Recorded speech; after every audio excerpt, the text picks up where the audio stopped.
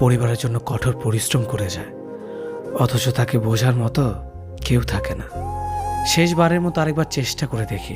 পৃথিবীতে এই চিন্তাটাই অনেক সফল মানুষের জন্ম দিয়েছে। অভাব আর অভিযোগ এমন একটা জিনিস যা অন্যের কাছে না বলাটাই ভালো। কারো কাছে অসহ্য হয়ে ওঠার থেকে হারিয়ে যাওয়া অনেক ভালো।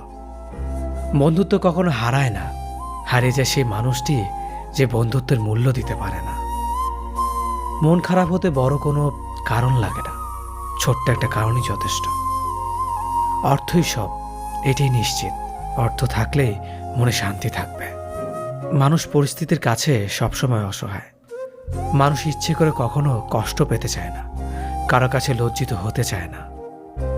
কিন্তু ভালোবাসলে কষ্ট পেতে হবে যেন মানুষ ভালোবাসতে ভালোবাসে। জীবনে তারা বেশি কাঁদে যারা 10 জনকে নয়, একজনকে মন থেকে ভালোবাসে।